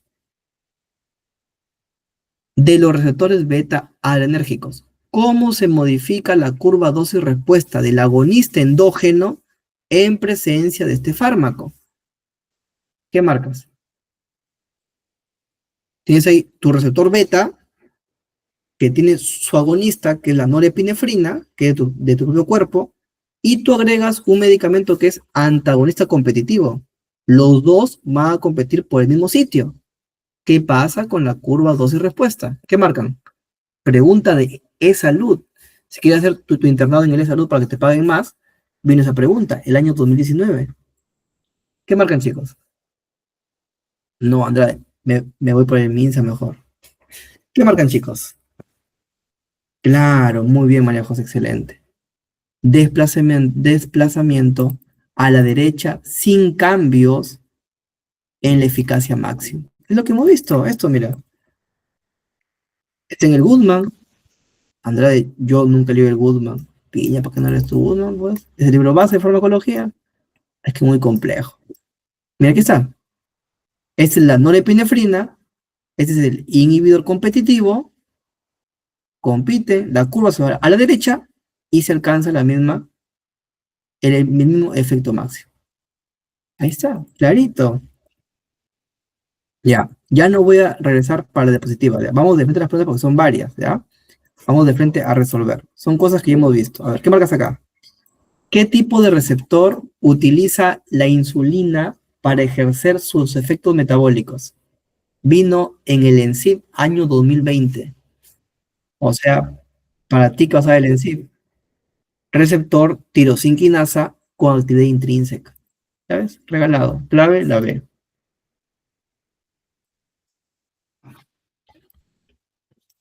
Siguiente. O Andrade, si viene, ¿no, Andrade? Si viene, pues. Yo pensé que era mucho lo que me enseñabas. No, ahí está. Un fármaco se une al receptor GABA A y aumenta la frecuencia, no te dice que lo abre, aumenta la frecuencia de apertura del canal de cloruro, pero no puede abrir el canal por sí mismo, sin la presencia de GABA. ¿Cómo se clasifica este fármaco? Pregunta de residentado médico, año 2017. ¿Qué marcas? Oye, si es que no lo abre, quiere decir que no se une al mismo sitio, al sitio activo, se une a un sitio diferente, ¿sí o no?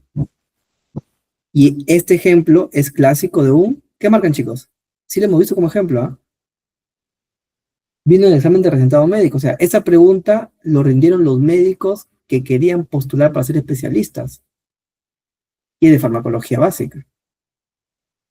Pues imagínate, ya pasó internado, ya pasó serum, ya se olvidó de esto, ¿no? Si la aprendió bien, no te olvidas nunca. ¿Qué marcan, chicos? Vamos por el chat rapidito, ¿qué marcan? ¿Qué marcan? A, B, C o D. O yo doy la respuesta. Es un alostérico positivo, ¿sí o no? Se une a un sitio diferente y potencia el efecto. No genera el efecto, pero lo potencia. En este caso, aumenta la frecuencia de apertura.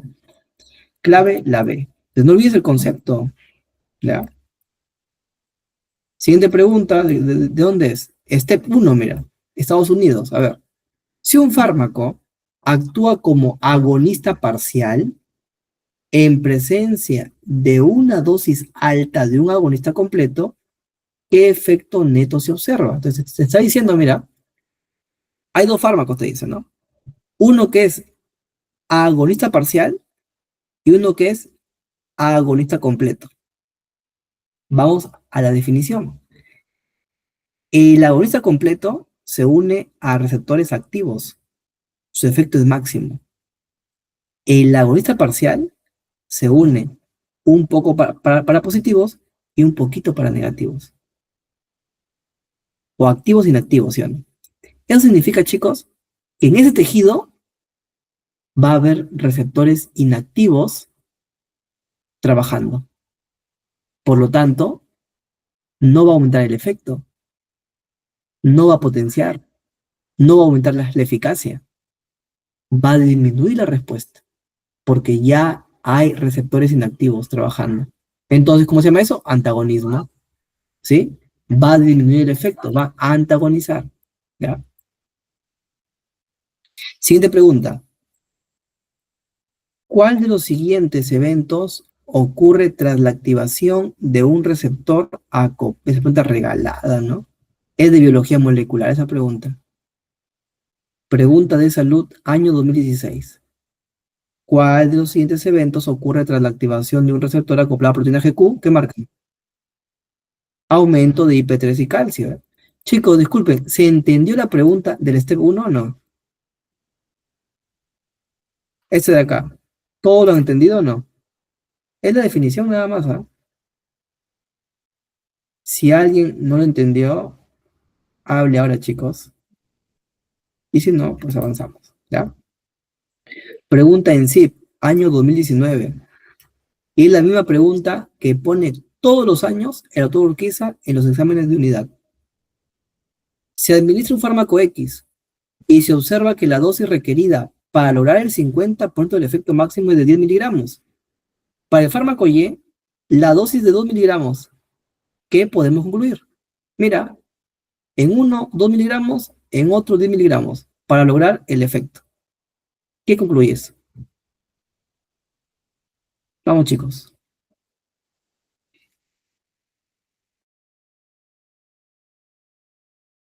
La D, no, no es la D. Te habla de dosis. Te habla de dosis.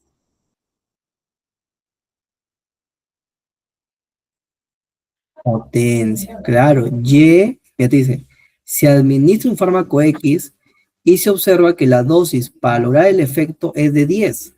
En cambio, para ese mismo efecto, con el fármaco Y es de 2. ¿Me entiendes? Entonces, Y es más potente. Clave, la el fármaco Y es más potente que el fármaco X. Siguiente pregunta, de residentado médico. ¿Sí? Los médicos que quisieron ser especialistas en el 2014 dieron ese examen. Depende de qué especialidad fueron, pues, ¿no? ¿Qué término describe la disminución rápida de la respuesta a un fármaco tras su administración repetida? Das una vez, otra, y bajó la respuesta. ¿Cómo se llama eso, chicos? Taquifilaxia. No, no es tolerancia. Mira, disminución rápida de la respuesta tras su administración repetida. O sea, das una vez, otra, y se perdió la respuesta.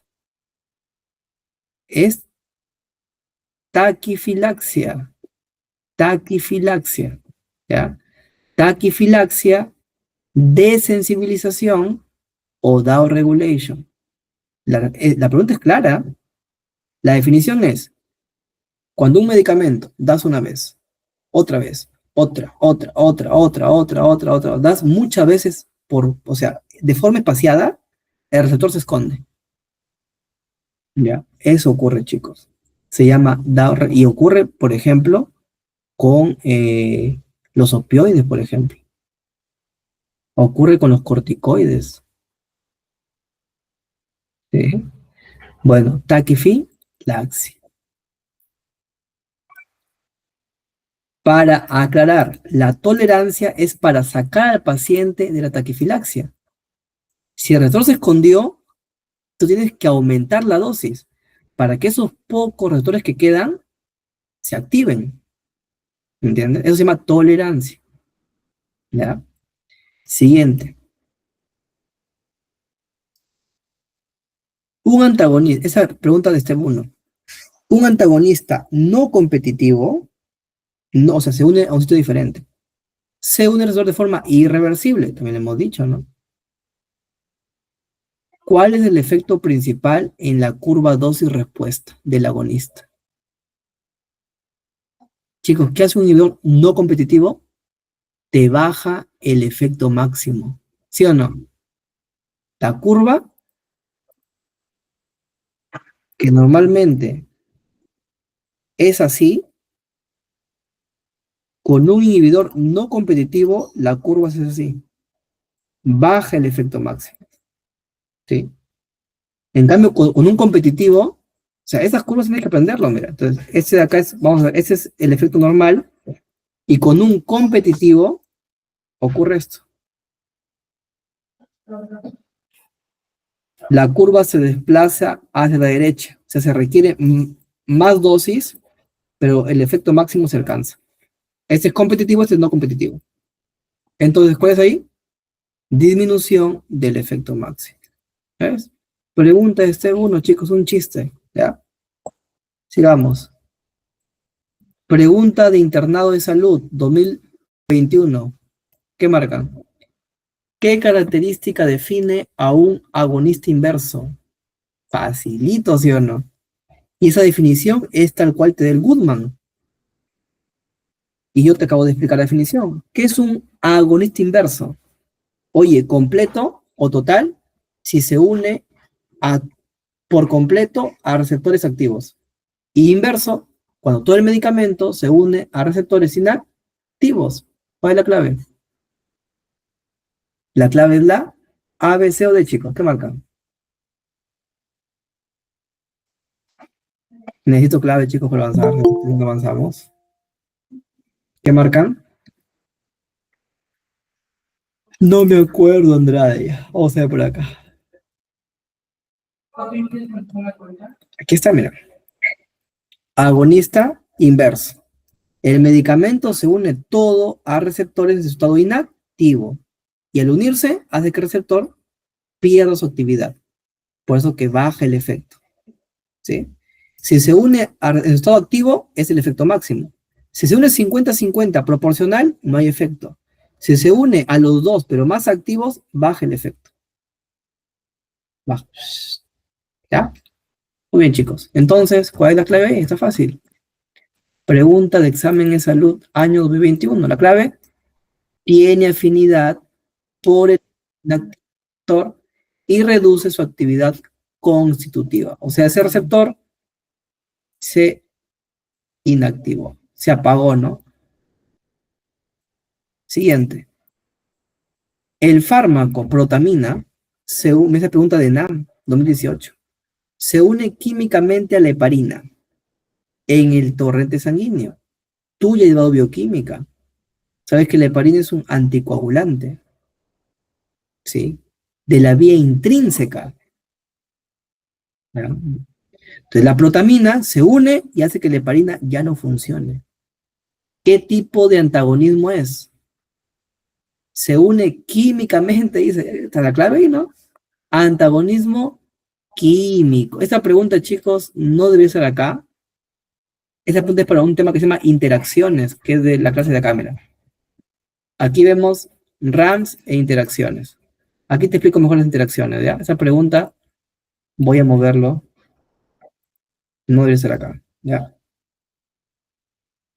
Se metió ahí. Bueno, siguiente pregunta. ¿Cuál es la función primera? Pregunta de ENSIP, año 2018. ¿Cuál es la función principal de la subunidad alfa regalada, no? Activa a la enzima adenilatociclasa. ¿Cuál es su función? Su mismo nombre lo dice, ciclar al ATP.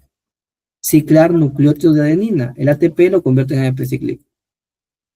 Siguiente pregunta. Un paciente requiere dosis cada vez mayores de morfina para obtener el mismo alivio. O sea, el paciente, imagínate, le dieron 5 y le calmó. Luego le dieron 5 y ya no le hace nada. Ah, es taquifilaxia, ¿sí o no? Entonces tenemos que aumentar. Darle 10. 10 le calmó. 10 de nuevo, ya no le hace nada. ¿Sí o no? Es taquifilaxia. Down regulation. De los opioides, ahí es lo que te comento. La morfina es un opioide. Oye, generalmente el down regulation ocurre con los GPCR, ¿ya? También con los tirosinquinasa, por si acaso, pero generalmente con los GPCR. Y acabamos con una pregunta de residentado médico. ¿Qué gráfica presenta mejor dosis respuesta cuantal? La curva sigmoidea, ¿no? La clave, la B. Listo, chicos. Con eso hemos terminado 15 preguntas y están aptos para rendir cualquier examen de competencia de farmacodinamia que te venga en adelante. Ese fue el objetivo del día de hoy. Con eso hemos terminado, chicos. Viviana, acabamos. No sé si tienen alguna pregunta por ahí. Ah, están invitados por si acaso a participar de la academia. Hemos abierto cursos veranos, ¿sí? Como pueden ver las preguntas, estamos sacando preguntas de examen de competencia. Por ahí invertimos un poco de tiempo, ¿no? En buscar las preguntas de cada tema para que ustedes estén bien preparados, ¿sí? Y también les invito a seguir el canal de difusión. Estamos con una meta de alcanzar 1000 seguidores, ¿ya? Estamos por 800 y algo. Pero ahí pueden compartir el enlace. Creo que se los compartió también. Igual se los paso por acá, ¿ya? Si es que no están por allá. Un ratito.